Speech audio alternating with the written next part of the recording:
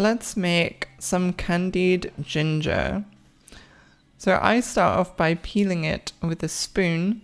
I just find peeling it with a spoon is quite easy. And then just slice the ginger into whatever shape makes you happy.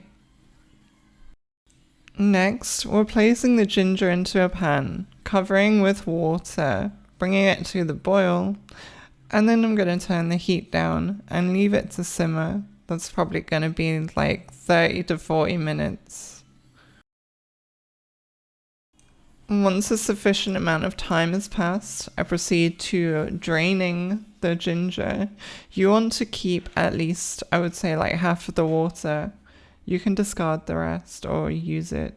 Personally, I find ginger way too spicy to actually be able to use it for anything. So now I'm going to put some sugar into the pan and add back the ginger water and the pieces of ginger. Now this part will involve heating up sugar, which can be very dangerous because not only does it get very hot, but it's very, very sticky. So you really don't want to get this anywhere near your skin.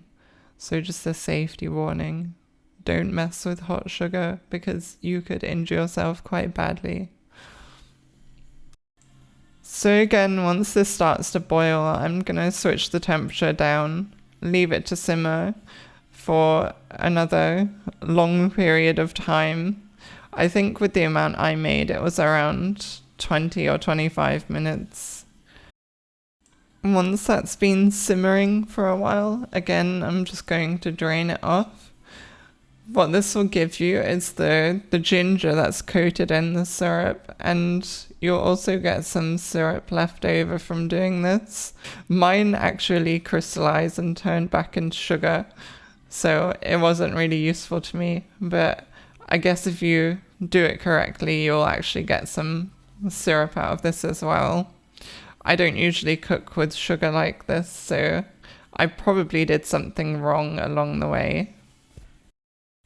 Now I'm putting the ginger pieces onto a cooling rack and attempting to separate them as much as I can. These are quite sticky, so this can be a bit annoying to do. So once the ginger is cooling down, it becomes sticky, but it's not really wet anymore. At that point, I'm coating them with more sugar because we all know that sugar is a very healthy thing to add to your food. I'm just doing that by putting them into a bowl with some sugar and rolling them around.